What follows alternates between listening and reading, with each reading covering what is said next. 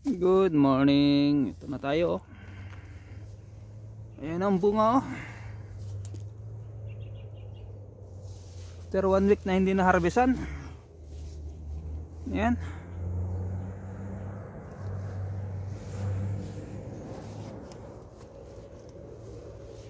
So, dito tayo para magpatubig at mag-harvest na rin. Kasama si Beautiful.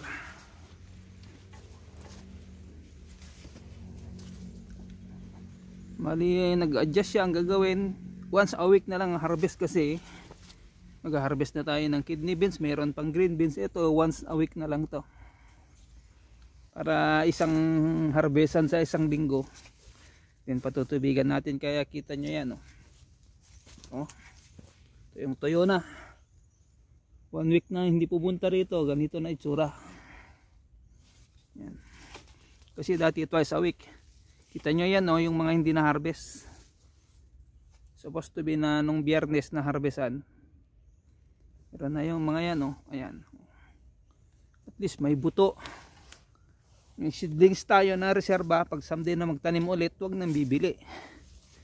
Tayo na lang ang may seedlings na tayo magpo-produce ng seedlings. Kasi maganda siya, oh. Marami mamunga. Oh. Yan, oh. Yan, tuyo na, oh. 1 week na wala tayo rito, hindi tayo pumunta rito. Ayan, oh. Marami na namang damo. Gagrass cutterin naman, lilinisin, maglagay ng pataba, then magpatubig. Yan, ganito yung mga haharbisin, oh. Yan, oh. May mga laman.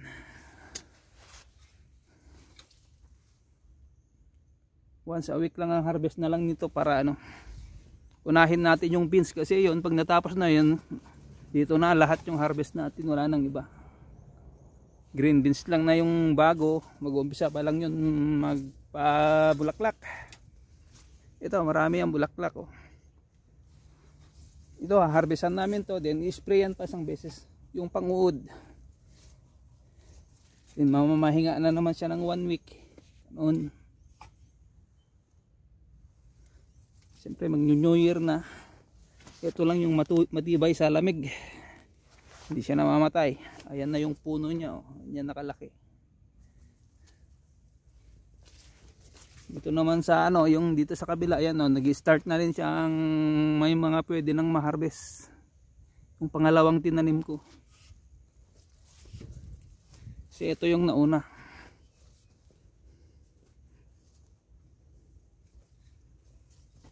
Ayan, oh. Marami na naman tayong ma-harvest.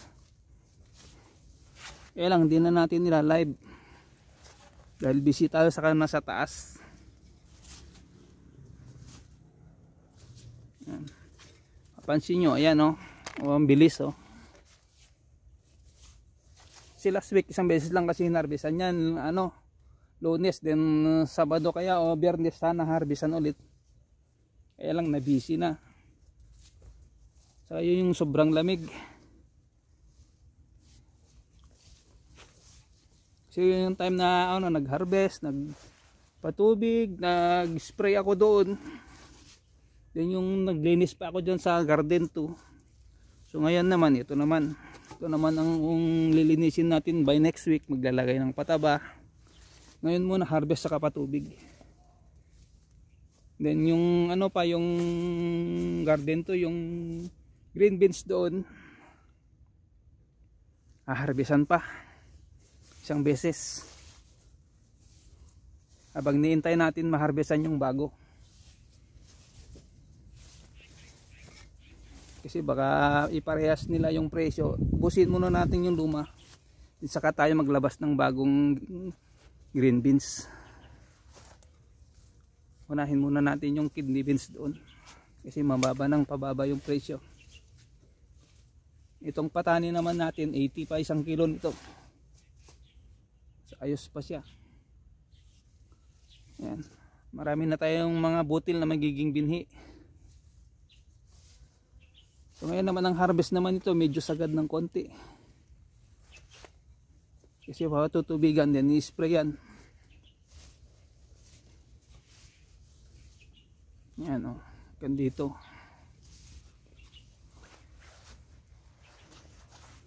Diba? Sa kabila naman, ito naman namatay to. Ewan kung mabubuhay pa yan. Ayan o, tinamaan. Ayan o. Ayan. So okay lang yan.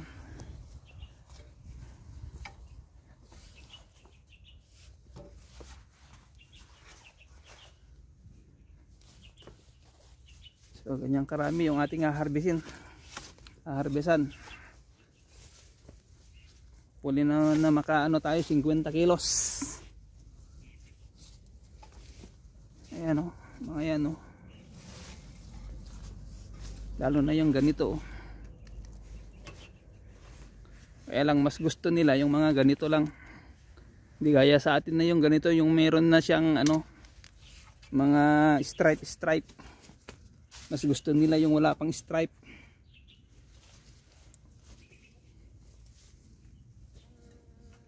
Pero okay lang, konti lang naman. Ayan o, medyo malalaki na yung bunga rito. Ayan. Lagyan pa natin ng padaba, then sprayan pa natin ulit ng mga uod. Kasi may mga uod din dito. Ayan o. Ito, sinira ng uod o. Ayan o, butas.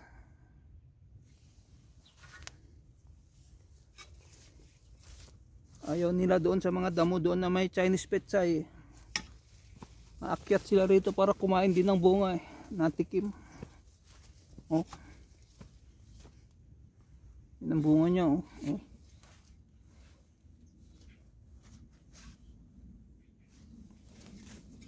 Yan oh. Isang tangkay, 3. Meron yung 4, 5. Ayan oh, 4. So may Chinese petsa rito. Ayan. Ayan pa mga gulay ni Mrs. In 1 week na. Ayan, tingnan nyo yung damo. Marami na naman tayong lilinisin. Ayan. Ito yung pang ulam natin na gulay. Kung anong pangalan ng gulay na to. Ayan. Ito repolyo.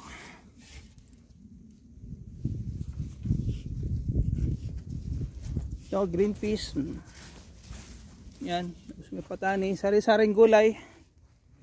Pampahaba ng buhay. Di ba? So, muli po. Salamat. Sa laging suporta. Merry Christmas na rin sa inyong lahat. And Happy New Year. Bye everyone. God bless.